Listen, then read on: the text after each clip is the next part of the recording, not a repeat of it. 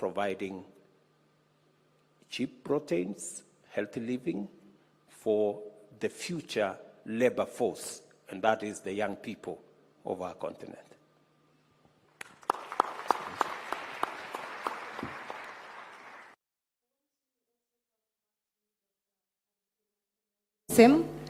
And I will tie it up with a question from Central African Republic. We have a question.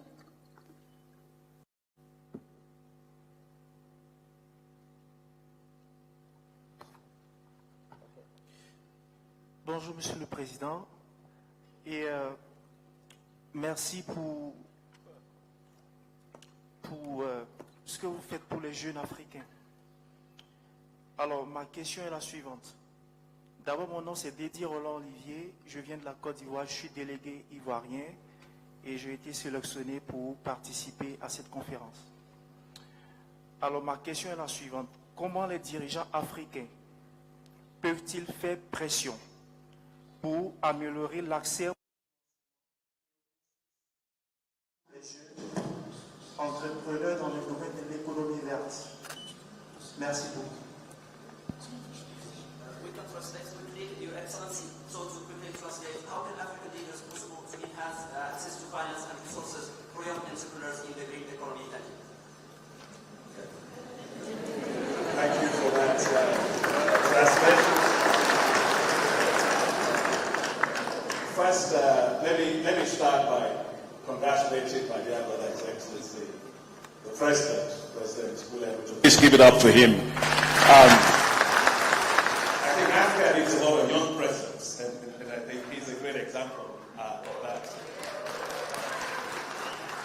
And what you do not know, two things.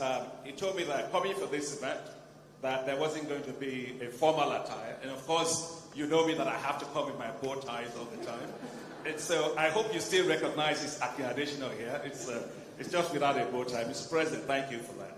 Elizabeth, thank you to all of you and the Youth Climate Assembly for all the phenomenal work that you are doing. What many of you may not know is when the President was talking about agriculture, he and I go way, way back, when he was Minister of Agriculture in Kenya.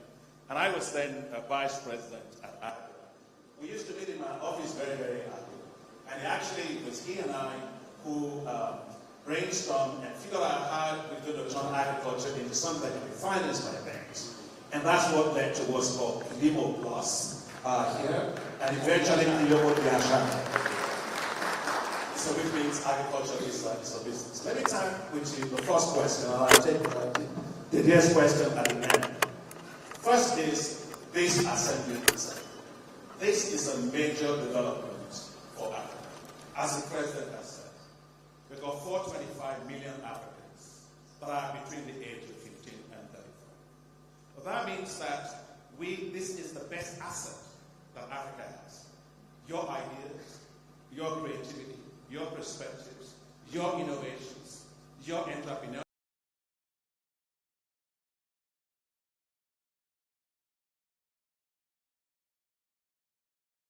Capacity is what we need to drive the economy. And so the President said it, and I agree with him. You are not bystanders. You should be decision makers. Look, if you run a corporation,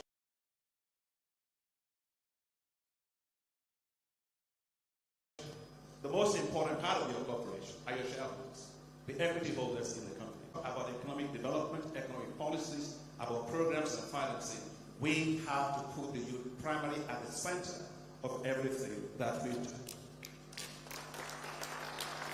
Second, it's not just about talking about the youth, Mr. President. It's about delivering for them. I go across so many countries and I hear people say, well, we're trying to empower the youth. And I'm sorry, I'm not one of those that actually believe in that word empowerment, the way they say it. Because rarely do I find young people that come to me and say, I've been empowered. So it seems to me that those that are talking empowerment probably are empowering themselves for political reasons. For the youth. The youth need investment, period. They need a lot of finance.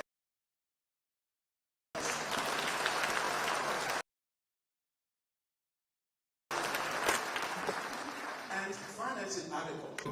Not a whole lot. Nobody drinks oil. Everybody eats food. So the biggest business in the world is the business of food. And as the president says, 65% of all the uncultivated arable land left in the world is not in Asia, not in Latin America, not in Europe, it's in Africa. So what we do with agriculture in Africa, we determine the future of food in the world. So I want to see those hands go up a lot, because I really believe the future billionaires of Africa will not come from oil and gas, they will come from the agricultural sector. Just to tell you how passionate we are with this, President RUTO and I attended the Heads of State Summit we had in Senegal, in Dakar, where we put together, my brother here is here, Patrick Bakwejan, that we are working together with the Global Center on Adaptation. We put together a compact on how Africa will feed itself and do so with dignity. Development is not about talking, it's about doing, and you have to develop pride. And there's no pride in telling yourself as a father, well, just go to the neighbor to go and feed your kids. No, Africa has to feed itself. It has to feed itself with dignity. Within 3 days, we have, I think, Mr. President, we have 34 heads of state and government there. 34 heads of state. President RUTO was there. We were able to mobilize $72 billion to support food and agricultural development compacts that will make Africa fully unlock the full potential of its agriculture. And that is what's going to power our economy forward, transform our rural areas, give our youth quite a lot of jobs, and so on. I also want to say something about the issue of energy. And I thought we were going to come back into that, because the question was about what are those areas that can power the economy. God is good to Africa. God loves Africa. Can I hear amen somewhere? Amen. Amen. We got sunlight. 11 terawatts of sunlight. The largest in the world, 60% in the world. We have hydro. We have geothermal right here. You're doing a fantastic job, Mr. President, on geothermal right here. And we also have wind. So we have to turn that into energy to power ourselves. You know, energy is like the backbone of your body. If you have it, you can stand straight. If you don't have it, you can't stand straight. You've got to really make sure that we power Africa. And that's why, for us at the African Development Bank, we put in $25 billion to make sure Africa can fully power itself. And back to the issue of finance. I'm a banker. When you go to a bank and you're trying to look for finance as a young people, what do you hear? What do they tell you? Can somebody say something? Collateral, risk. They look at the young people and they think they are risky. No. The biggest risk on this continent is not investing in the youth. That's the biggest risk. And so what we have to do is take our financing, our financial ecosystem, and make sure that we use them to support our youth. I feel sad when I see young people going to Mediterranean. For where? I don't think the hope and aspirations of Africa's youth is not in the United States, it's not in Canada, it's not in UK, it's not in Asia, it's not in Latin America. It must be in an Africa growing well and able to support the youth. And that's why we at the African Development Bank have launched what's called Youth Entrepreneurship Investment Banks. Youth Entrepreneurship Investment Banks are new financial institutions, folks. These are not any other type of institutions. They will create a new financial ecosystem around the businesses of the youth. And Mr. President, they will support them in the life cycle of their businesses. We need to create on this continent youth-based wealth. When people talk about malaria, I don't like the word poverty at all. Why must we be the museum of poverty in the world? If you have malaria and you go to the hospital and a doctor tells you, well, I'll alleviate your malaria, you better run away. Alleviate malaria, you have to cure malaria. Same thing with poverty. We should get poverty out of our mindset. We need to create a wealthy continent. And that wealth must start with creating wealth for our youth. We must create youth-based wealth on our continent. And Mr. President, I just want to commend you for what you said you were doing about housing. I come into this morning, I saw the president driving in with, what is it, your electric vehicle. And also, he's a very innovative president, very creative president, very determined president. When he was telling me about the issue of housing, I told the president, I said, Mr. President, Kenya, when it's long distance racing, Kenyans will win gold, silver, and bronze together. But when it comes to slums, I told Mr. President, why do we have Kibera slum? Why do we have all these slums?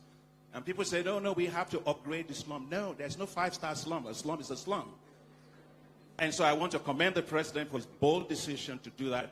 And I say that because it will create jobs, it will support the young people, it will help you to have an economy that's growing well, equitably, and can actually grow faster. So well done, Mr. President. Thank you. Mr. President, thank you very much for coming to my support on this. And it was quite something. I'm very happy that people like yourself appreciate what that means. The jobs we'll create, the opportunities we'll create, the enterprises that come with it. You know, many people think of a house as 4 walls and a roof. It's not. They're huge industries that would create doors, that would create windows, that would create... We're going to create millions of enterprises in that space. We're going to employ millions of young people. We're going to get rid of informal settlements. We have 1,410 slums in Kenya. We need to get rid of them. There is no upgrading of any slum. There is no 5-star slum, as you say. And that's what I'm telling the great people of Kenya, that we have an opportunity to transform our country. It's doable. It is feasible. We must get it done. Thank you. Yes, and indeed, the young people from across the African continent have that opportunity and are driving Africa's green growth agenda. And I like what you said, Dr. Adesina, around investing in the young people. And I'll come back to Your Excellency. When you spoke in Paris in front of the Eiffel Tower, you talked about one of the greatest opportunities and one of the major things that the African continent brings to the table. And among the 3 things you mentioned in Paris was the young people. And I want to open this question to Morocco to let us know how we can unlock and make sure that our young people, in line with this, do not have the barriers that exist to enable them to also get into the decision-making places, but to also enable them to navigate the spaces where they can drive Africa's green growth agenda. And in line with Africa's most important resource, the young people, I want to open the next question to Morocco, Sad.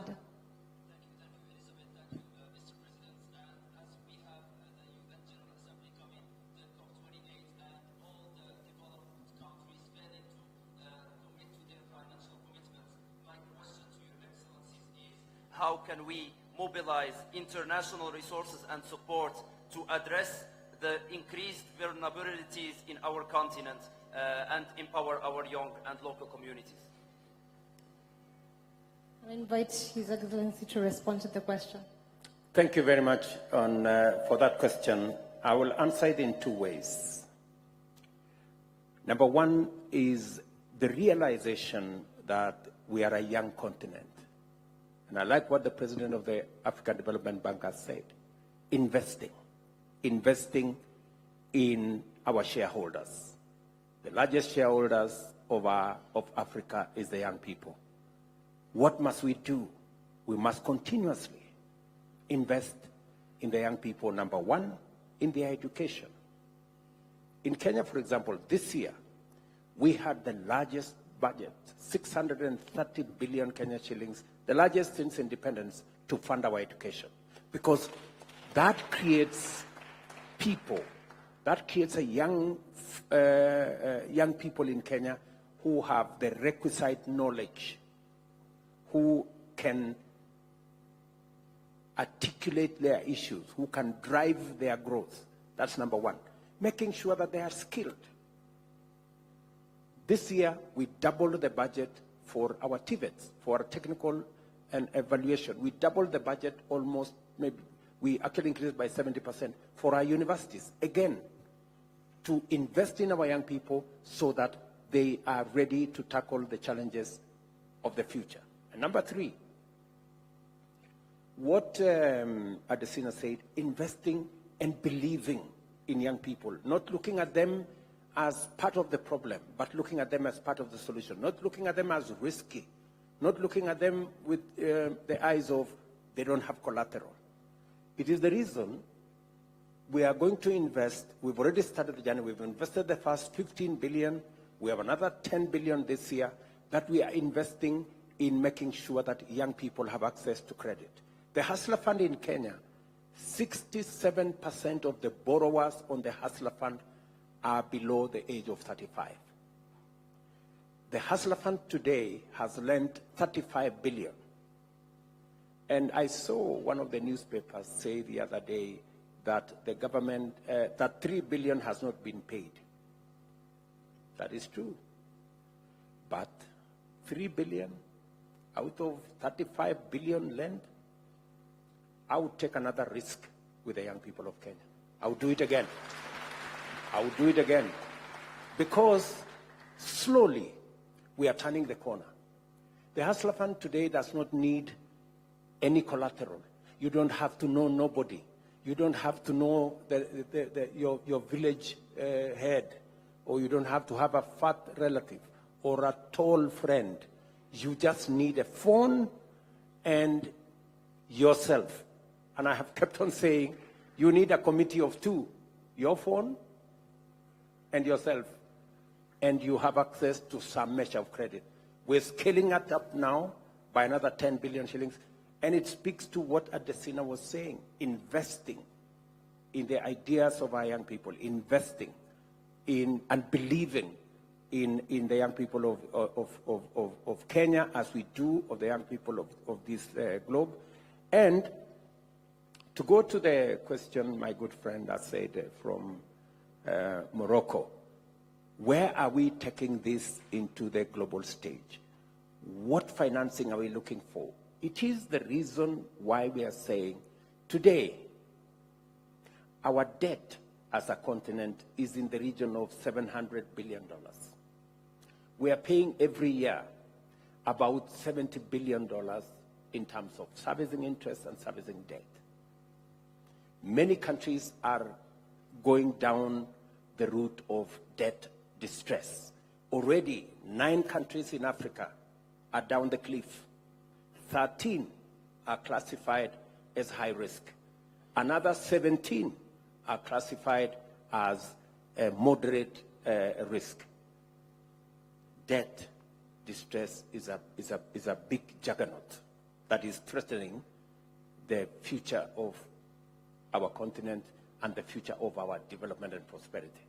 Number 2, we need to think about new and design, let me say, design new financing instruments.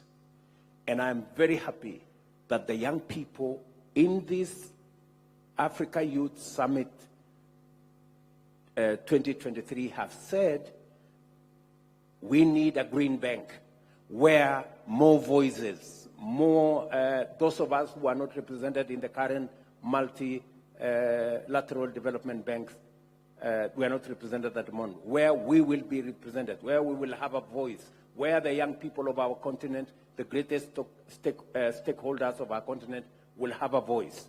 That is where we need to take this. We need to reform the current multilateral development banks, and we need to redesign a new green bank that makes sure that we have resources that not only fund our growth and green development, but it is done so fairly. It is done so with speed, and it is done so with affordable interest. In fact, I dare say, like we say in Kenya, mambo ni matatu. Number 1, it must be with speed. It takes inordinate time to access credit. Number 2, it must be at scale. Sometimes you get little monies here and there that cannot make any meaning. And number three, it must be affordable. So it must be, number one, it must be with speed, it must be at scale, and it must be affordable. Mambo ni matatu. Yeah. Thank you, Your Excellency, and I would like to unlock on the risk component as well. Yeah, let me say that your president represents Africa so well on the global scale. If you listen to him in Paris, we were there together in Paris, where we were talking about the need to reform the global financial architecture. It's not just, you can have a seat around the table. It's not your seat around the table that matters. It's your voice. It's the fact that your voice is respected, your perspectives are taken into consideration, and their priorities are directed to what's important to you. And I think I want to thank the president for doing so well for us in Paris. And Patrick, you were there, and we saw what the president did there. Now, I want to make 3 points with regard to the question for... first is, we have to put our monies where our mouths are. The African Development Bank, together with the Global Center on Adaptation, we have a program that's called Youth Adapt. And Patrick and I, at the COP27, with my team, we actually have been financing this. We put in $4 million, Mr. President, into this, supporting ideas and businesses of young people. Yeah, basically seed financing. And eventually, if those businesses then work, then they are able to get a little bit more financing. Eventually, they get a growth capital to grow their businesses. We've done now, I think, 33 businesses in 19 countries. And I can tell you that those businesses, they've increased their profit by 200%. 20% of them are expanding their business into other parts of Africa. And one thing I'd like to say here, Mr. President, is that from the African Development Bank and from the Global Center on Adaptation, we are determined to do exactly what you say, is take it to scale. Put our monies there. So I'm very pleased to announce to you today, and I will say it at the main plenary, that the African Development Bank and the Global Center on Adaptation will launch a $1 billion Youth Adapt initiative that will provide, Mr. President, financing for seed financing. It will also provide growth capital for big businesses that will come out of that. It's a big thing for the young people of Africa. Second is, we talked about how we are going to finance Africa in responding to climate change issues. President RUTO doesn't believe in complaining. I don't believe in complaining either. We have to find a way in which we mobilize resources ourselves. There are 3 things that we are doing. First, again, the African Development Bank, together with the Global Center on Adaptation, we've launched what's called the African Adaptation Acceleration Program, which is the largest program, by the way, on climate adaptation in the world. We know that adaptation is our challenge. We only contributed 3% to global emissions, but we suffer disproportionately from that. We're not going to be waiting for others just for that. We have to put our money there. Okay, the climate is back on this one. Okay, good. And so this particular AAAP, we call it, African Adaptation Acceleration Program, is to mobilize $25 billion to support adaptation in Africa, to support building resilience into infrastructure, which Mr. President talked about, whether it's water, whether it's housing, whether it's energy, and so on, and also supporting young businesses in terms of green businesses that can create a lot of green jobs for us. The other thing that we are doing at the African Development Bank on this is, for climate adaptation, we have launched what's called Climate Adaptation Window, Mr. President, under the African Development Fund, and which Kenya is a big contributor to the African Development Bank. And this is to, now has $429 million that will support us to provide 20 million farmers with access to crop insurance and livestock insurance. Another 20 million farmers to have access to climate resilient agricultural technologies to build their resilience. Then to essentially regenerate 1 million hectares, Mr. President, of degraded land and all that. So this is a very, very big investment that we are making. And finally, I want to say something about, as a kid, I know your mother, you were selling things as a kid. I was selling things also as a kid. My mother told me something, that the way when you go to the market and you're selling something, the way you present what you are selling is the way people buy it. What I'm saying by that is this. Africa has the biggest carbon lungs in the world, which is the Congo Basin. Bigger than Amazon. And now, but if you look at how we are valuing our wealth, biodiversity, carbon sequestration, Mr. President, is not valued. So all of what we're doing, sequestering carbon for the rest of the world, has no value. Somebody says, well, I will do for you a voluntary carbon market, which is basically, greenwash my conscience, give you a little bit there, give you a little bit there. No, we don't want that. We want the wealth of Africa to be recalibrated based on what we have. And if you take the forest, if you take the carbon that we are sequestrating, I can tell you then the GDP as a measure of wealth, Mr. President. Include our renewable assets. Renewable assets. And all that. Yes. If we took that, Mr. President, then the GDP is just a measure of value of goods and services and economy produces. But you are not measuring our carbon stocks. It's over there. We are saving the world. We are not getting any benefits from it. When I used to work here in Kenya, somebody came to my office and said, we want you to support farmers. I was then at Agra and Rockefeller Foundation. We want you to support farmers to plant trees because of carbon. I said, how much are you going to pay them? He said, $1 per ton. I said, look, come on. What we are saying is we must have a local carbon market ourselves, an African carbon market, price our carbon properly, and make sure then that our GDP takes into consideration, it's adjusted based on the positive externality we have. Then the value of our GDP, if it takes into consideration the value of our forest, the carbon stock and so on, will be so high. Then our debt to GDP ratio will go down. Then we can borrow more money to do all the things that we are talking about, green financing, that we are saying here today. That is how the lesson of my mother is influencing what I do as president of the bank. The way you put a value on your own resources is what others are going to do for it. And Mr. President, if we are able to do that, we'll be much wealthier. And we'll be greener. We will turn all our economies green. And we'll be properly valued. So the point I want to say, and I'm going to hand it over to my dear friend, Mr. President, is, Mr. President, let's now work to make sure that we develop the methodologies for us to be able to properly value our carbon, our natural capital. Our natural capital alone can be up to $6.5 trillion. And so what are we doing with poverty if we do that properly? So I think that the issue for us, the President and I, is not working in the margin. We're working already with the Global Center on Adaptation on that and other partners, how we are going to re-estimate our GDP based on the value of our natural capital.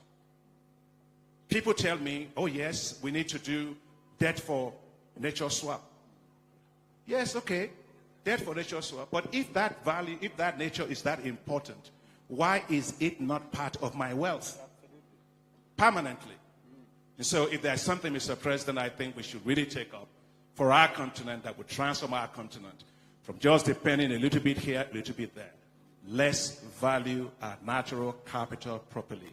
It could be up to $6.5 trillion. And we'll be done with all these things of begging others for our development. Let's develop with pride. I couldn't agree with you more, my brother. I couldn't agree with you. I mean, you've just said what should be said on top of rooftops by everybody. We are not a poor continent. We must change the narrative Africa is not the poor continent. It's not the desperate continent. It's not the continent of disease and poverty. We need a different, we are a wealthy continent. And we need to properly value our assets. And I agree with you, 1/3 of the world's sequestration of carbon is in this continent. The world's sequestering 30 billion gigatons of CO2. And we're getting nothing for it. And we're getting no value for it. It's not in our books. It's not in our asset register, right? We have 60% of the world's renewable assets. We have 60% of the world's solar potential. It is not in our asset book. And that is why we are classified as being this rich when we are that rich. So what we are saying is we are going to drive a new narrative for the African continent. It is our responsibility to do it. Some people may not be happy with it. That's their problem. We're going to do it because it is our place. It is in our place to profile our assets positively. And that is the reason why on Friday, a few hours before I came to open this youth conference, I signed into law the carbon market law in Kenya, where we are going to profile our carbon assets properly. We're not going to take peanuts. It's not going to be $10. It's going to be it's not going to be $1. It's not going to be what Adesina was saying. We are going to have a carbon market that is priced at world prices. And that's how we're going to trade. Our carbon assets must count for our assets. It must count for the correct values. It is the reason why in the same bill, I made sure that the Climate Council that will be in charge is front and center, has youth representatives, because they are our future. They are the people who have the greatest stake in our future. And if we do not manage climate change, it will destroy the future of our countries and put at risk the future of our young people. Adesina, Mr. President, you have our support. We will do this together. And I want to challenge the young people who are here. Listen, you are the biggest asset that not just Africa, but the globe has. The president, for example, of Germany came to Kenya 2 months ago, and he asked me directly, we need 250,000 young people to work for us in Germany. Right? That's our asset. So you are the biggest asset, not just for our countries, but for the globe. That's why I was saying the young people we have in this room and those outside this room are the asset that we have. You will form 25% of the global workforce. You will become 40% of the global workforce by 2050. And therefore, you need to appreciate your place in this equation. And that is why you need to be part of this conversation. And we're going to work with you. I have undertaken the request you have made that the youth aspect must not just be on the periphery. It must be part of the conversation. And I'm going to take it to the AU that every AU discussion must have youth representatives. I want you to prepare yourselves. I know we have a youth champion, the president of Burundi. We are in discussion with him, and we are going to make sure that the next summit of the Africa Union must have youth, not as being attendees or on the periphery, but with a statement on what they think AU should do, what they think AU should represent as we go into the future, because you are the greatest asset. Secondly, let me ask you,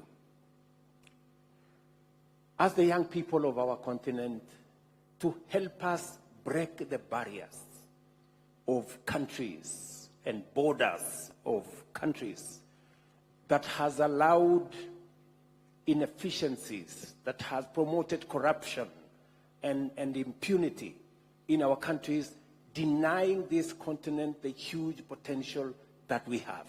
Young people, with the technology that we have, with the communication that we have, with the social media that has broken barriers, we can form one huge movement that will transform our continent and unlock the potential that Africa represents.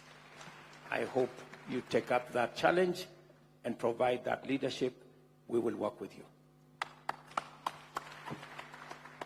Mr. President, I think one of the biggest opportunity we have right now is actually within the context of this assembly and in the same narrative about how we can showcase Africa's resources to even attract the capital investments.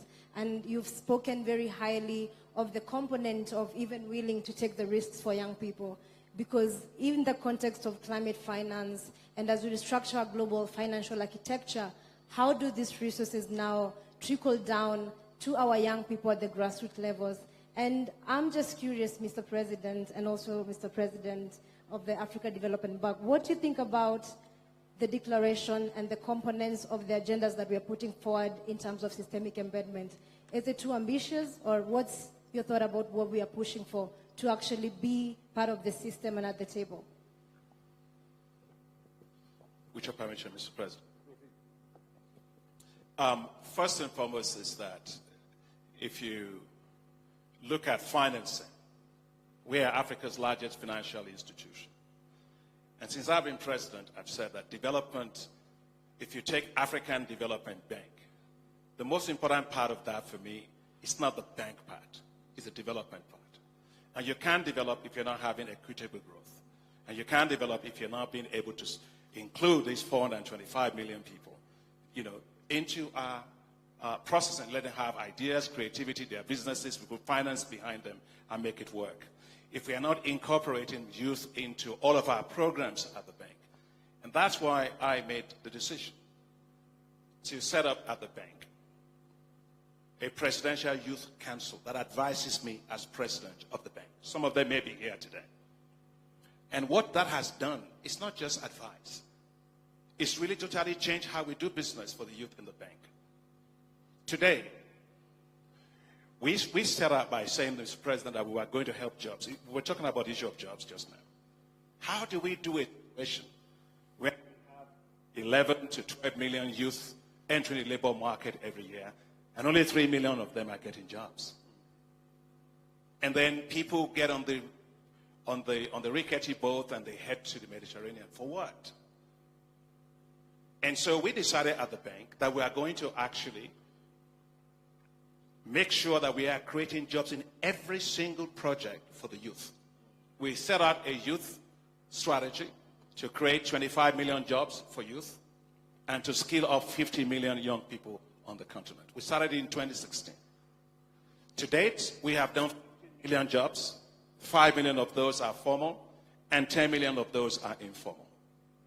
But beyond that, and that is just a portfolio of about $27 billion. Now, we made another decision, Mr. President, that together with the International Labour Organization, we're putting in place a youth and jobs, it's like an index, right, for a marker, if you wish, for every project in the African Development Bank. I want to make sure at the African Development Bank, 100%, our financing, all our projects have youth based inside of them. And that's the way we are going to be a youth responsive bank, a youth accountable bank, a youth accountable continent. We really have to, it comes down to money. It's not just talk. You have to have money to support the young people.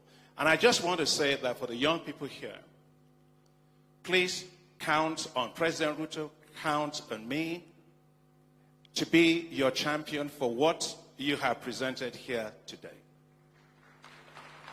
First, I can tell you for the first thing that you mentioned, which is for the youth secretariat, you were saying for the first one, the African Development Bank will provide finance for that secretariat for you. Second is, as I mentioned, in what we are doing together with the Global Center on Adaptation, the $1 billion facility, we will make sure that we work with you as we go to COP28 to make sure that youth are involved in every single part of that. And the last thing that I also want to say is the women. You know,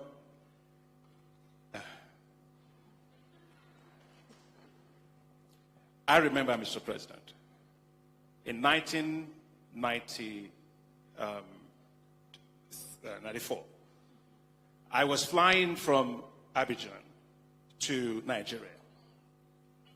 And when I got to Nigeria, I was flying back from Nigeria back to Abidjan. I got on the plane, this Air Afrique, we used to have Air Afrique at that time.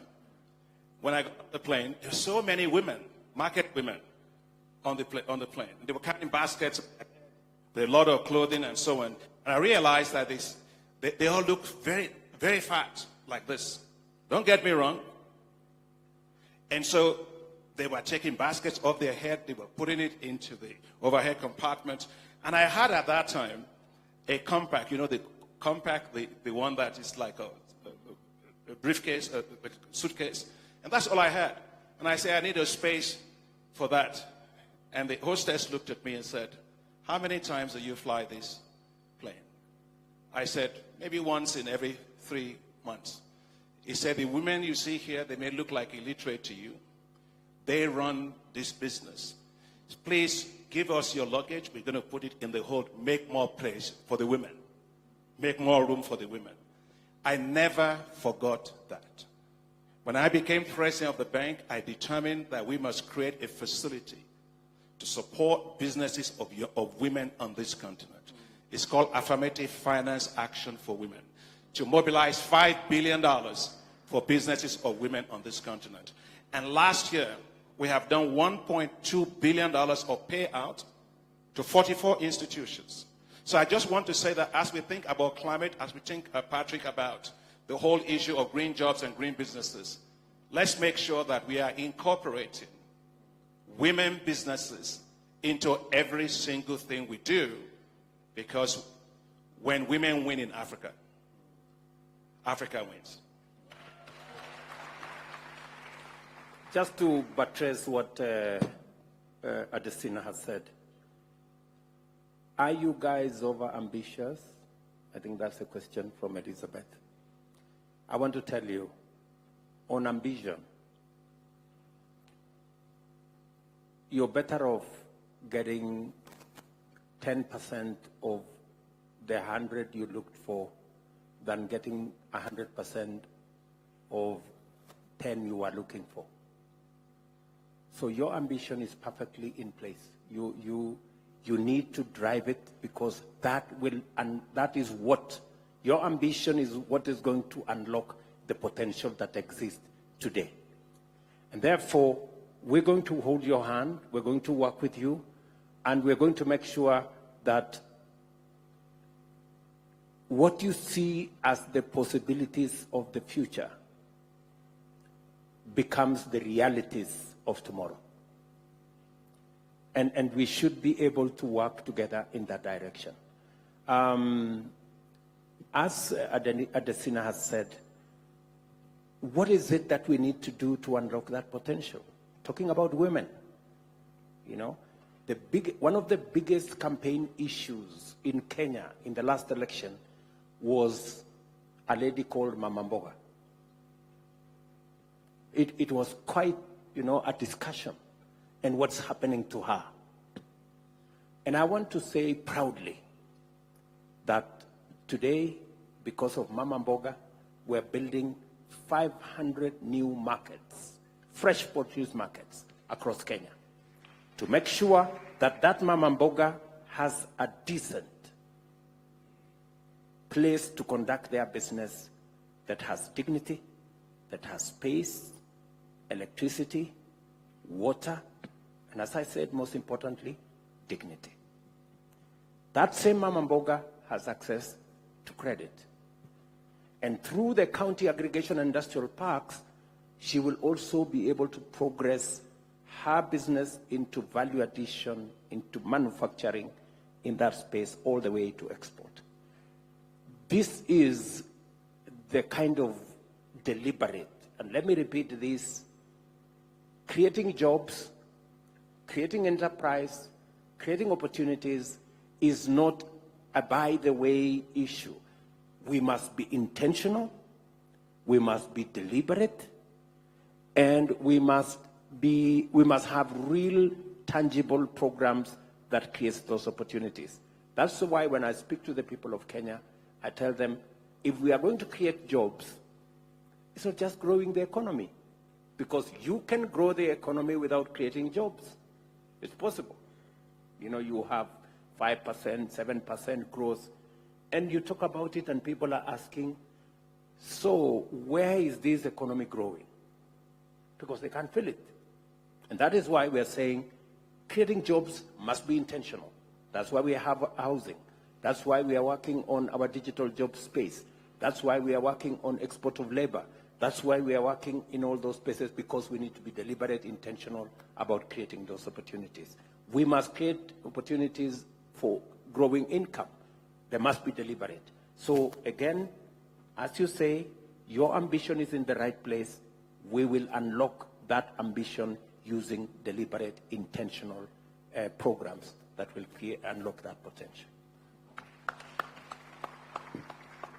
Thank you so much, Your Excellency. I now want us to go to Namibia, Uganda, and Mauritius as well. And I want to request Mariah to take the stage.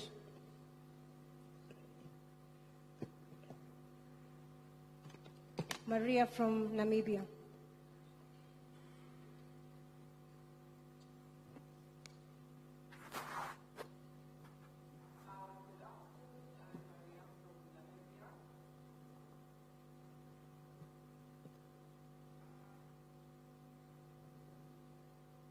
Question is to the President. Do you have any thoughts on the new negotiation agenda item on just transition programs and how Africa should position itself in these conversations?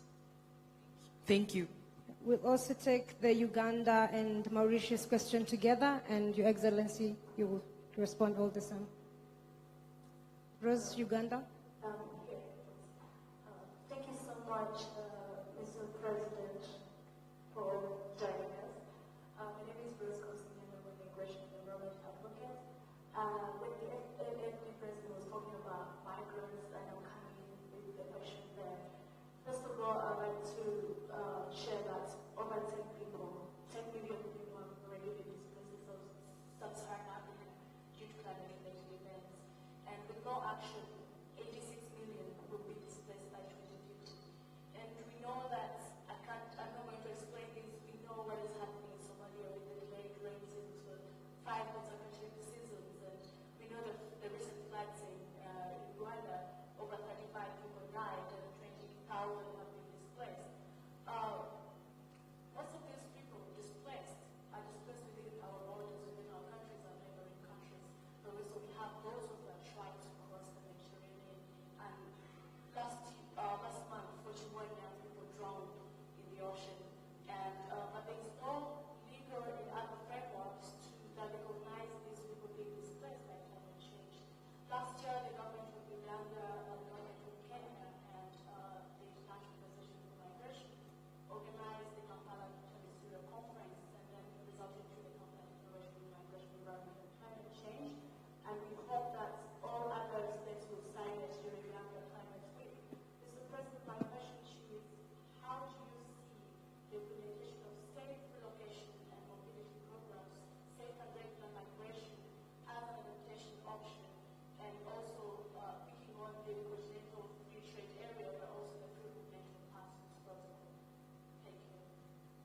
We have the third question from Mauritius, and then Your Excellency will respond.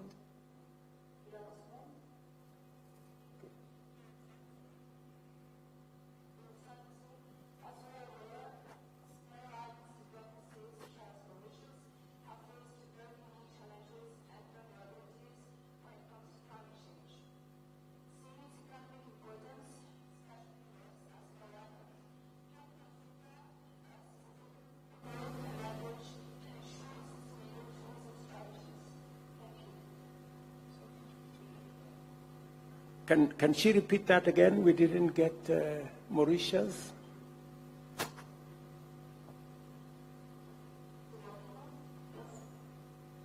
So my question was, seeing the economic importance, especially for small island development states such as Mauritius, how can Africa and Africans promote, leverage, and ensure sustainable tourism strategies, knowing that us, small island developing states, have faced very unique challenges and vulnerabilities when it comes to climate change? Thank you. Thank you very much. Starting with Maria and just transition from Botswana, is it? Yes. So the conversation around just transition is a present conversation. It is a conversation that's a must-have, because the balance that the conversation tries to address is it feasible? Is it reasonable? Is it bankable for us for the transition to happen from fossil fuel to green energy? And let me give you a practical example from Kenya.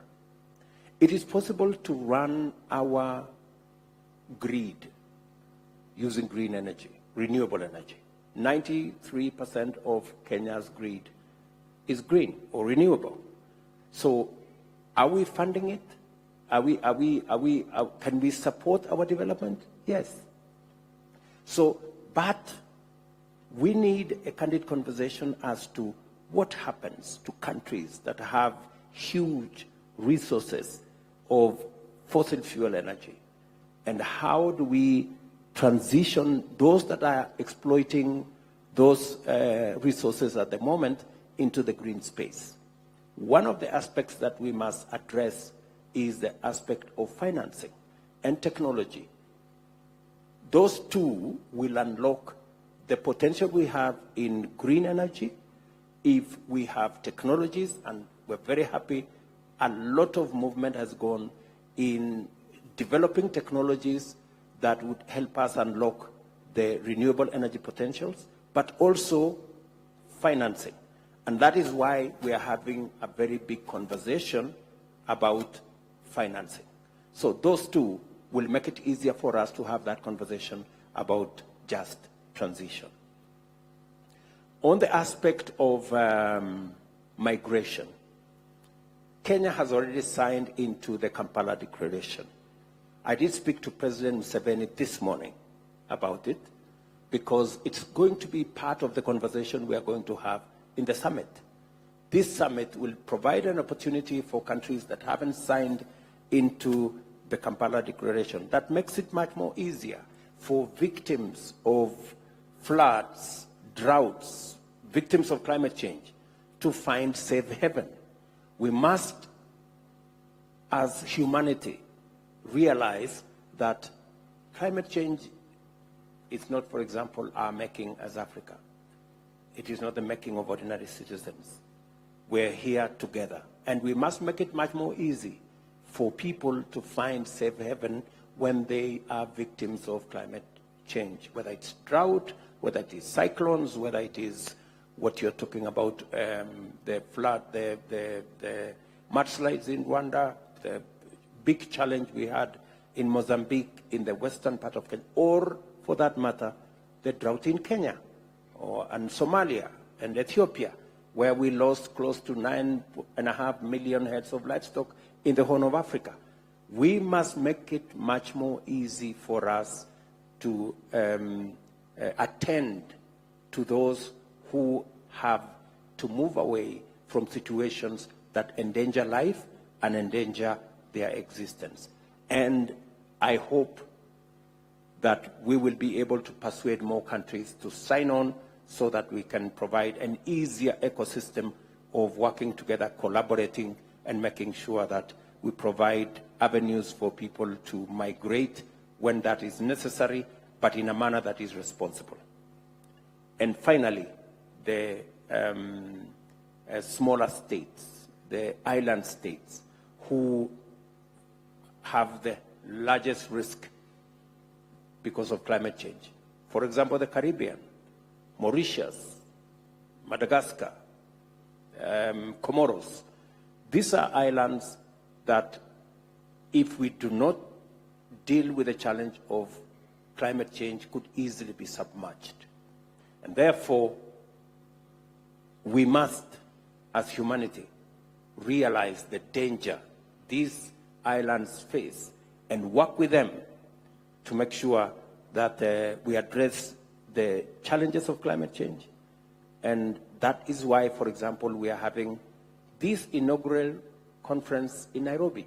This is the first time, as Africa, we are coming together to discuss our ideas, our suggestions, bring our assets on the table, and provide solutions on this very challenge that is threatening humanity. And the island states, the people suffering drought, the people suffering cyclones, those who are at risk in the Sahel and many of the other areas will be part of the conversation. Well, thank you, Mr. President. Just on Maria's point, on the just energy transition. Energy transition doesn't have to be just. It needs to be inclusive. It needs to make sure that it is something that allows us to develop, not with what we don't have, but we have to develop with what we have. So let me take it's of energy that we've been talking about. Yes, we have that potential. Nobody eats potential. We have to unlock that potential. And for us at the African Development Bank, today, we devote 87% of all of our financing on energy generation to renewable energy. So one of our biggest programs we have is Desert to Power, which is a $20 billion investment we are making all across 11 countries with the Sahelian zone, which includes, Mr. President, also northern part of Kenya.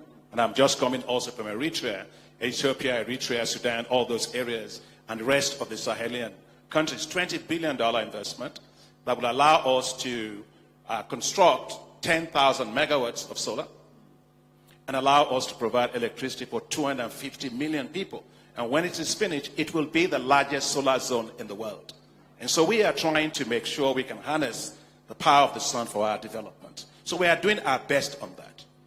We are doing our best in the issue of hydro. We're working, of course, we have to do the big projects in Inga, which we have to actually do that. We are working with you here on geothermal, with the Menengai and all the others that you have. So all I'm trying to say is that we are maximizing on everything we have. But there must be realism. We cannot power African economies only on renewable energy. Look, today, so we should move away from ideological stuff and be practical. Europe is buying gas all across Africa. Why? Because they have to stabilize their grid. In Africa, I'm looking at, even in Kenya, you had power cuts because of the variability of the power. Other countries have power cuts because renewable energy is highly variable. Now, we need it, but we need to have stable grids to run industries, the kind of industries, Mr. President, that you are talking about. So that means we don't have nuclear. The only thing we have is gas. And therefore, natural gas must be part of the energy mix of Africa to be able to, first and foremost, drive stability of our grid. It's faster to have gas to power, modular systems, and so on. And it's very, very important. And now, I know others, some people will say, oh, okay, President of African Development Bank, wait. Are you not going to be contributing to global emissions? The answer to that is a big no. The analysis that we have done at the African Development Bank, that the Global Center on Adaptation has done, and the International Energy Agency, Mr. President, we found that if Africa were to use today all of its natural gas to do just power, you know how much we will add to global emissions? 0.5%. That's it. And so we contributed only 3% since 1890 in terms of emissions globally. Give us room to develop. Give us space to be able to industrialize. We are doing the maximum we can with renewable energy, and we will continue to do that. Reality is, renewable alone will not power this continent. We have to have stable grid. That's very, very important, and it's not going to add to any global. It's not going to add to any global emissions. Now, when somebody goes on a cruise and they have a cruise ship, so you go from one room to the other, you play basketball, you play this and so on, the cruise ship, Mr. President, is stable. That is how energy transition is for developed countries. You can shift from one thing to the other, but your economy is stable. For us, because we still have 600 million people without access to electricity, we still have 900 million people, majority of those women, without access to cooking energy. I will compare our own to being like on a rickety boat. So if you move from one side to the other side, you're just going to flip over. So we must recognize that no one size fits all. Every country, every region should be allowed to use what it has, being mindful of its commitment to Paris Agreement. When people also talk about Paris Agreement, and young people, youth, I want to really explain this to you. Paris Agreement requires that 80% of the financing for the national development NDCs of our countries be financed by the global community, providing $100 billion a year in financing. That's not been done. 80% of this is conditional on that. And so if we are saying, let's do just energy transition, let's first meet the commitments that have been made. I remember my late mentor, Kofi Annan, told me something, Akin. He said, Akin, the only promises that matter are the promises that are kept. The world should meet its promise of that commitment of $100 billion. That would go a long way on that. Now, I want to also touch about the issue of migration that was raised, I think, from Uganda. Mr. President has already talked about that, but I just want to add 3 points to that. One of the reasons why we also have migration a lot in the Sahel, other places, is what I call a disaster. Mr. President, that disaster triangle is anywhere you find it, you will find terrorism, you will find instability. It's first and foremost extreme rural poverty. 2, you have structural unemployment among young people, which is what we're talking about today. And thirdly, environmental and climate degradation. Whether it's in the Horn of Africa, whether it's in the Sahel, almost anywhere you look at, if you have that disaster triangle, it's going to be there. So we must build resilient economies. We must create jobs for our youth. We must transform our rural areas to make sure that people aren't moving out of those places and going elsewhere. And then we must make sure that we have the financing to build more resilient Africa. The other thing I wanted just to bring to your attention here, everybody, is how we insure ourselves. And it comes back to the point of Mauritius. Africa needs to insure itself against catastrophic risk events. Droughts. I was talking to President RUTO. President RUTO told me that for the first time, the wildlife was affected by the droughts here for the first time ever.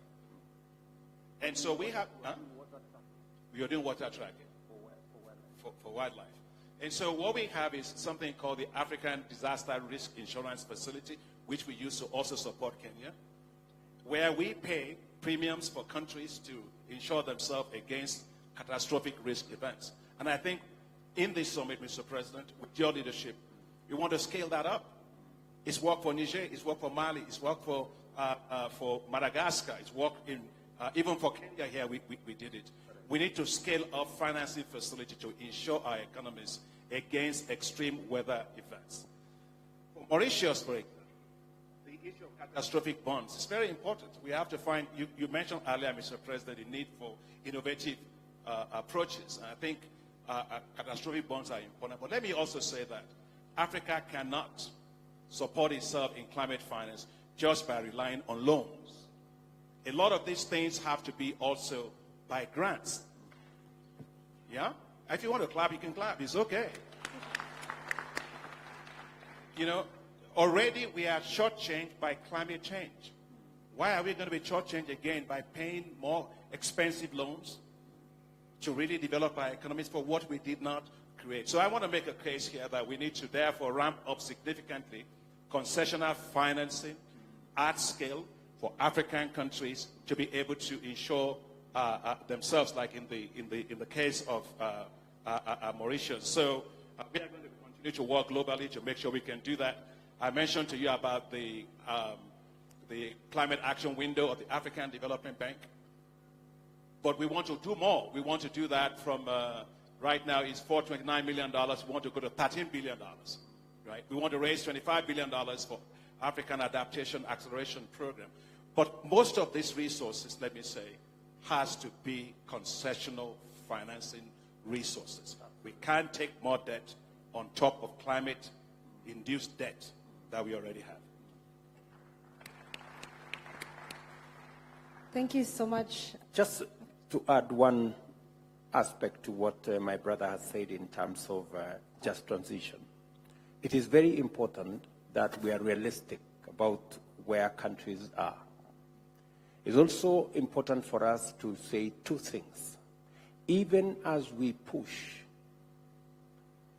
all buttons to make sure that we have green growth and industrialization and manufacturing, we must also be cognizant of where we are at the moment in terms of development relative to where others are, and how they got where they got using the wrong sources of fuel. And should we repeat the mistake without the rest of the world keeping their promise is the only option left. So we must, the rest of the world must live up to the commitments, whether it is the SDRs, whether it is the loss and damage, whether it is what was committed in Paris. These are commitments that must be kept, number one. Number two, we must also invest in green energy. Today, only 1% of resources invested in green energy is invested in Africa. So it needs to be scaled up, in our estimate, to 10% by 2028 and to 40% by 2050. It is the only way we are going to decarbonize global growth. So these are very important aspects as we discuss the carbon transition. And to agree with my brother that migration is fueled heavily by effects of climate change. They cause instability, they cause conflict, they cause poverty, making people move from where they are. We need greater resilience. We need to fund. We need to make sure that countries have the resources to stabilize, to fund resilience. And that is why financing becomes a very big component of the conversation. And when we talk about financing, we're not talking just about loans, as my brother has said.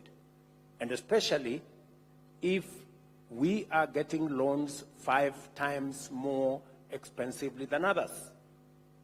And that's why the conversation around financing is very important. And that's why I'm very happy that this summit of young people is saying, let's have a conversation about a green bank, where new ideas, new concepts, new shareholders will have a conversation. Thank you so much, Your Excellency. And I'm aware time is not on our end, and we have so many questions in the hall that we would wish to have you all day and possibly have an extra day of the assembly. But with your permission, Your Excellency, I'd like to combine your closing remarks with the Nigeria question, and we also have children in the room, so I'd like to also acknowledge Natalie and give her a few seconds as well to pose the question for the children that we combine with the closing remarks. Nigeria and Natalie. All right. Hello, good afternoon. My name is Balkis from Nigeria, and I'm a farmer just like the president. I'm a pepper farmer, and I'm hoping that we would collaborate. Pepper goes a long way with chicken. I'm the co-founder of Grow Public Farms, and I currently serve on the Youth Advisory Panel at the Global Center on Adaptation. And my question is actually coming at the right time when we have been talking about financing, effort, and whatnot. My question to you, Mr. President, and I'm glad that we have Dr. Okay, thank you. And I'm glad that we have Dr. Akinwumi Adesina on stage also. In Africa, we are known to commit a lot. We're known to make a lot of promises at high-level event and go back to our countries and decide not to do or do whatever we've promised. So my question this afternoon to you, Mr. President, is how are you, as an admirable president that is so passionate about climate change, and how do you think other African leaders, our presidents in Africa, right, can be more accountable towards their commitment to climate promises, especially on budgeting and financing that goes into their climate efforts back into their countries? So recently we have seen a lot of countries making a lot of commitment and going back and pushing a lot of budget into it, but there is no action that we're seeing. We're just seeing write-ups, we're just seeing words coming out of these leaders. So how do you think that as a leader we can hold you accountable for all of your promises, especially the finances that goes into them? Thank you.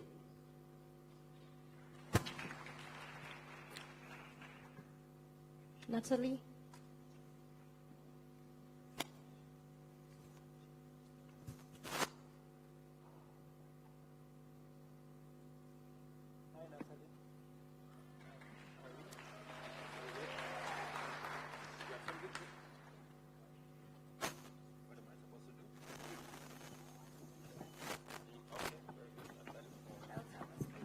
Okay, you have a speech.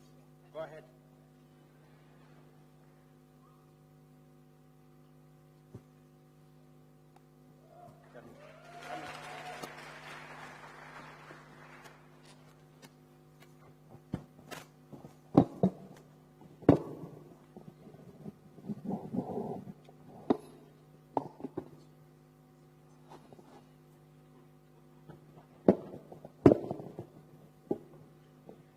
The President of the Republic of Kenya, Your Excellency, Dr. William RUTO, our guest, and all protocols observed, good evening. I am honored to be here today, where we gather to discuss the critical environment challenges in Africa. Africa is our pride, and we must protect it. According to the World Meteorological Organization 2021 report, extreme weather and climatic change are undermining human health and safety, food and water security. Africa only accounts for about 2 to 3% of global greenhouse emission, but suffers the most from the results. This must come to a stop. But what is our African narrative about this going forward? Africa is hurting. Africa is bleeding. But unless we mitigate the effects of climatic change, we stand a little chance of fulfilling the UN SDGs, Sustainable Development Goals. One thing to stop global warming is the need to stop opening burning of waste for clean oceans, poverty reduction, increase in food security, and provision of decent jobs. Then climate change needs to be addressed soon and urgently. Women and children are the most affected by climate change, according to the Climate Risk Assessment Report, and this even gives me deeper concern for our environment. Ladies and gentlemen, our children are our future, and they must be given a front seat in climate solution discussions. I ran a campaign dubbed My Environment, My Responsibility, and this calls for everyone to be a part of the solution to the climate change in any small way, from picking up candy wraps to planting a tree. Climate solutions calls for a collective responsibility, and we must join efforts to fight this matter. I dream of a plastic-free Africa. I dream of an Africa free from fossil fuels. I dream of a green and clean Africa. I dream of a Wangare Maathai's Africa. To achieve all this, we need to speak in a united African voice, formulate laws and policies to protect our continent, and put it in the work to restore our ecosystem. And in these words of Barack Obama, I will say, yes, we can. I'm Natalie Silantoi, Mini Miss Environment Kenya. May God bless you, and may God bless Africa. Thank you.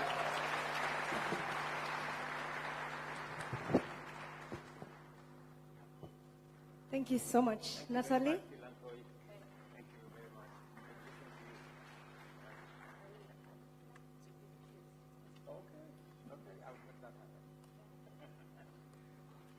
Thank you so much. And Your Excellency, Alamin will usher in your closing remarks with his last question. Alamin? My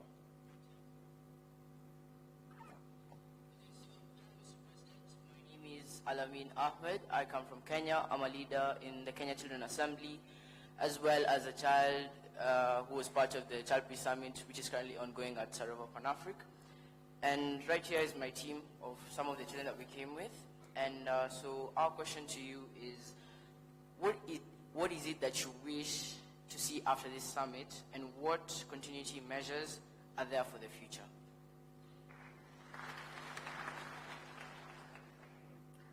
Thank you very much. First, let me recognize Natalie. She's done a fabulous job positioning the children, our children, in this climate debate. Let's put a round of applause for her.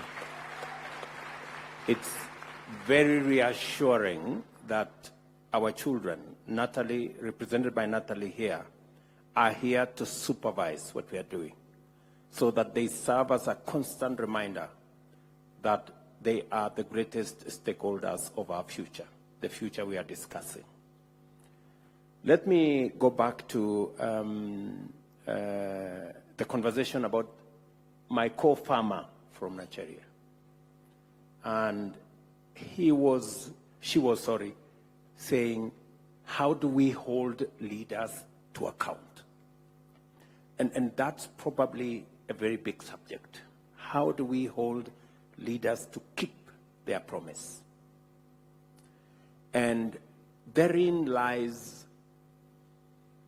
whether we make progress or we mark time on the same spot or actually regress. Our word must amount to something. Our commitments must amount to something. Our pronouncements must amount to something.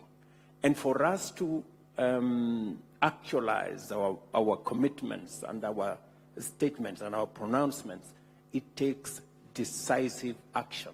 Some of the actions that we have to take are not necessarily popular sometimes, if we have to get where we are going. They are not necessarily sometimes convenient, and they come with huge responsibility and huge cost. My position is that as a continent, to be able to put the people and their aspirations at the center, we must allow the people to make decisions. Elections must count for something. We must stop the manipulation of elections. We must stop the manipulation of our democracy. The people must have the final say. And when the people speak, we must respect their voice. It is the only way we can hold leaders to account, so that when we go to an election, leaders make commitments. If you don't measure up to those commitments, the people must have a say and kick them out. And we must get away from the impunity of leaders that do not respect the voices of people. We must not allow our continent to slide back into military dictatorships because we have failed to listen to the people. We must never allow that to happen. And we must work together as the people of our continent and globally to make sure that we lay a firm foundation where the people's voice counts and makes a difference. So I quite agree with you that leaders must be held to account. For example, in Kenya, there are commitments that I made as president. I said, for example, that we're going to bring down the cost of fertilizer for us to stimulate production. My good brother here, Adesina, gave us $67 million to assist our farmers bring down the cost of fertilizer, working with others, including the World Bank, and we managed to bring down the cost of fertilizer from about 7,000 shillings a bag to 2,500. That's a commitment I made, and that's a commitment I have delivered, because I realize that that is a commitment I made to the people of Kenya. And it speaks to what is it? How do we hold leaders to account? And I agree with you, and I want to say without fear of any contradiction or equivocation that we must, as leaders, live up to our commitments, and we must respect the people's voice. Finally, what the leaders from Kenya are telling us, what do we consider the outcome of this summit as a success? Number one, the fact that we are having this first ever conference on climate change is in itself a statement of success.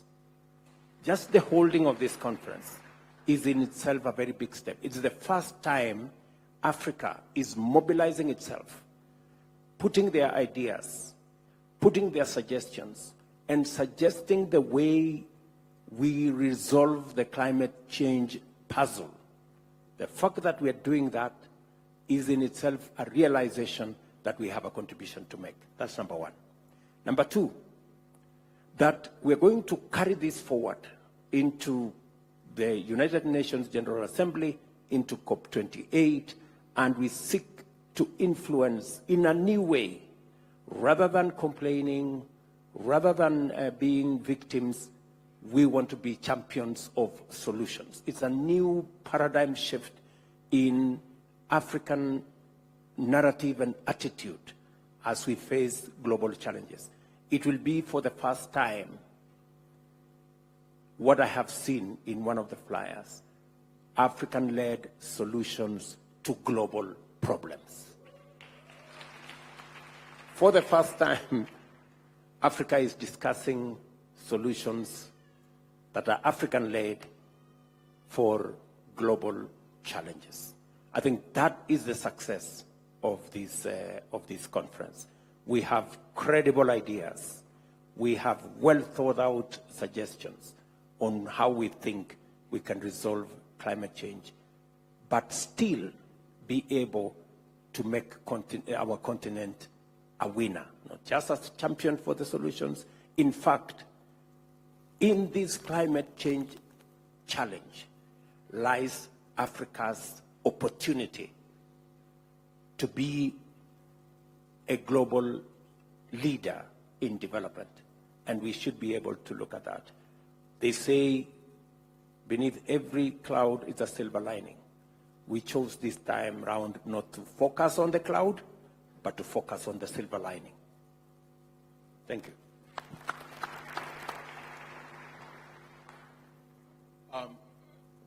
Mr. President, I think you've talked about the issue of accountability. But I just want to say that listening matters when one is in charge of people. Inclusiveness matters. And that's what you're doing today by having this summit, assembly of the young people. Because you are, as I said, the most important shareholders and equity holders for Africa. But at the end of the day, accountability matters. And accountability means that you must be able to match your promises, your words, with your actions, and be held accountable by a way of measuring that. It's not just what we say, it's what we do and how we are measured.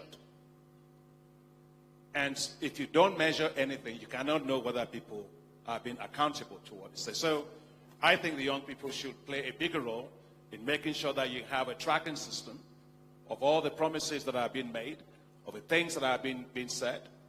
Because sometimes I have a feeling that we have a megawatt of promises or words, but 0 megawatt of delivery.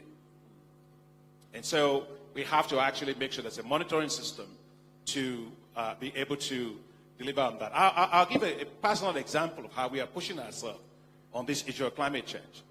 At the African Development Bank, we committed ourselves that we will provide 40% of all of our financing towards climate finance. When I was elected, first elected president of the bank, I said we were going to do that. In 2016, at that time, we had only 9% of our total financing in climate, for climate finance. 3 years after, we went from 9% to 35% of our total lending for climate. Now, this year, we are at 45%, which is way above the 40% that we actually promised. We said on adaptation that we will, UN Secretary General Ban Ki-moon, who I thought he was going to be able to join us today, but he's not. He's going to be here, I understand, tomorrow. That we should all devote 50% to climate mitigation and 50% to climate adaptation across the world, but all institutions. For us at the African Development Bank today, today rather, we are at 63% of all our financing for climate going into adaptation. We have exceeded.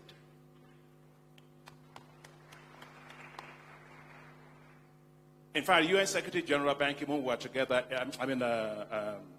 Guterres were together in Paris, and he said the rest of the world should follow the example of the African Development Bank when it comes to climate adaptation, because we have the highest percentage of our financing being devoted to climate adaptation, because we live in that reality.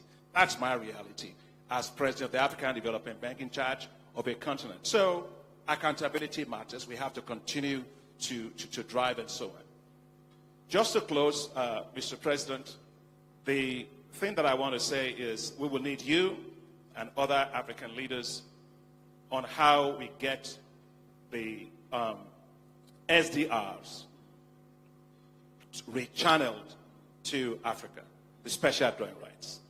Look, we are looking for resources and how we're going to deal with this global, but there's not a whole lot of money hanging around. One instrument, one vehicle that can have a potential transformative impact in solving this problem is the special drawing rights that the IMF had. The IMF issued $650 billion of special drawing rights. I got $33 billion of that. And you, our heads of state, have been asking for those that received it in the developed countries, wealthy countries, and don't need it, to rechannel it towards Africa. You've asked for $100 billion of that to be done. Now, there had been some challenges with that, because we have to make sure that these special drawing rights, and I'm saying this because I want to enlist you as young people in support of this agenda. There are technical issues that had to be solved to make sure that those that give us the SDRs are not going to lose the SDR. it's a reserve asset that you're not going to lose. We've solved that problem now. The African Development Bank again took the lead globally on this issue, together with the Inter-American Development Bank. We came up with a framework that every single dollar of SDR will be leveraged. You can do it 4 to 5 times. So that will complement what the IMF is already doing. So if we were to get $20 billion, and that will easily become $100 billion for Africa. And why is it globally that we cannot have special drawing rights of $500 billion issued? It will raise $2.5 trillion. Right there, right? We need about $3 trillion to deal with all these issues. We can do that, but it needs leadership. So I want to ask, I want to request that you, as Mr. President, continue to help us with other leaders in making this case. Those that hold the SDRs lose nothing. You cannot lose it. Look, as African Development Bank, we're a AAA rated financial institution. You cannot lose money. So you're not going to lose your money. And it costs you nothing, but it will allow us to solve a problem. So for this summit, Mr. President, I'm hoping that a key outcome for us will be to push this agenda of the special drawing rights, rechanneling to Africa, through the African Development Bank, so we can leverage the resources that we need. Money is important. We can talk all we want, but if we don't have the financing, we can't solve the problem. And I think the special drawing rights is just the way to do that. Let me close by really offering to you, Mr. President, my admiration for you, your leadership, your convening us, you're giving us this platform, and for being a champion and a relentless champion for issues that affect Africa. I consider you a friend, but you are an inspiring leader, and an inspiring leader that we need at this time for this continent. Thank you very much. Thank you so much, Your Excellency. Thank you so much, Dr. Adesina. Sorry, thank you so much. And I think I will be doing a lot of injustice if I do not acknowledge all the young people from across the African continent in this room who have put their energy and efforts in putting together the African Youth Climate Declaration, which we have handed to you, Your Excellency, to champion for us at the Africa Climate Summit, and also our partners that have supported us in this assembly. And to mention but a few, we have Rome Electric, and for sure we did see, Your Excellency, you came in with the electric car, which was really great. And we have Kin, we had the UK government, the Swedish government, UNDP, UNICEF, ARCOI, the Green Africa Youth Organization, Stockholm Environment Institute. We have Papas. We also have the Global Center for Adaptation, and we have the CEO with us here today. And we also have the Wangari Maathai Foundation, WWF, the CECG, GCA at the same time. And we want to acknowledge all our partners and also appreciate all the support that we have received. And we also have the Dutch ambassador with us here today. And we're very much grateful for all our partners for the support that we have here today. Let us appreciate everybody for all the support.